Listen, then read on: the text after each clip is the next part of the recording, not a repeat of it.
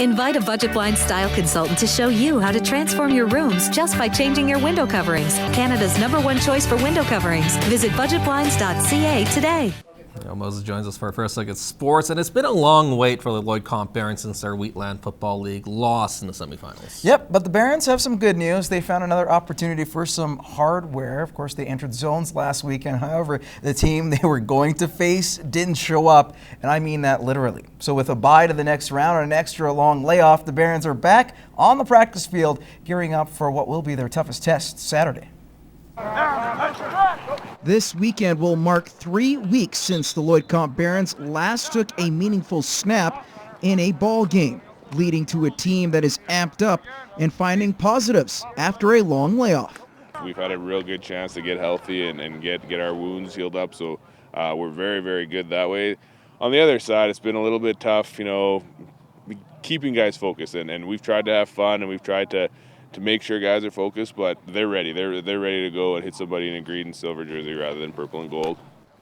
The Barons will now face the Austin O'Brien Crusaders from Edmonton, a team that has a tendency to impose their will on offense. Something we haven't seen before. We're playing against an O-line that's bigger than any other team we've played against. They're a smash-mouth football team, so they're going to come out and just run it. We got to stop them, I guess. We got to plug up the run. Force them to pass. We're expecting them to just try and just hit as hard as they can, run the ball as hard, as fast as they can. What'll help us get through, just knowing what your job is, being there to stop what they're doing. One luxury for Harper's boys will be the Crusaders' previous opponent. McNally runs a similar game plan as the Barons, and Harper sees some things they can exploit. Some of the things that we do really well, they did too, and it worked. So we're not changing a whole bunch. We're not going to come out and anything funky and try to surprise them. We're just going to run our stuff and do it well. And Coach Harper is well aware that his intensity level from his team has to start from the opening kickoff. The first drive on defense, if we can stop them and keep them off the board, the first drive, and make them punt or turn them over, then we can really get settled in on offense. It's getting a first down, getting 2 or 3 first downs. Even if it ends up in a punt, it's knowing that our stuff's going to work and that we can get some yardage and that things will eventually work down the line. The Barons and Crusaders will get underway 11 a.m. Saturday morning at Armstrong Field. Turning our attention to another sport, they're dropping like flies. I'm talking about the Rustlers Men's Basketball team. An injury bug taking its toll on the roster, but as Nerman Issa reports, they have no time to dwell on that, as the boys have another tough task ahead of them this weekend. Trey Thomas is in the thick of things as the men's basketball team work on their defense, but a lack of bodies is making it hard for this team to find their groove. We're depleted, we're banged up. It's just an ongoing battle. We're limping to the finish here, the first half of the season. But I told the team we're going to have adversity. So here it is. We're injured, but we have to battle. A handful of players are nursing injuries, while another player quit this week due to personal issues.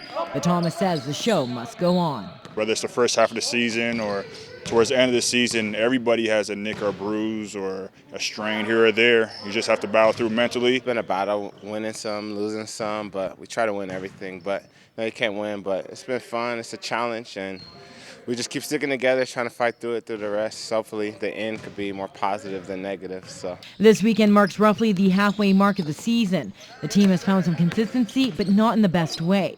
So far in 8 games this season, they've alternated between winning 2 games and losing 2 games. We have to go and we have to get 2 wins. That's our mindset. We're never throwing in the towel. It's definitely some games we could get.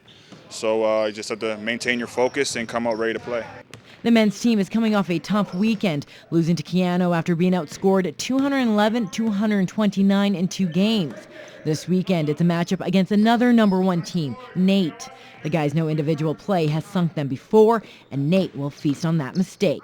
They were really good as a team together. We kind of played our individual game. We didn't really play it together how we should, but it was a learning lesson for us. We know that the teams out there are better than us, and it just makes us want to get in the gym and get a lot better, because when we see good teams like that, we want to improve ourselves as well. In the end, injuries or not, the head coach has this to say.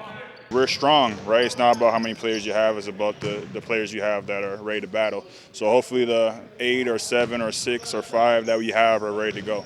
Nerman Issa, Newcap Sports.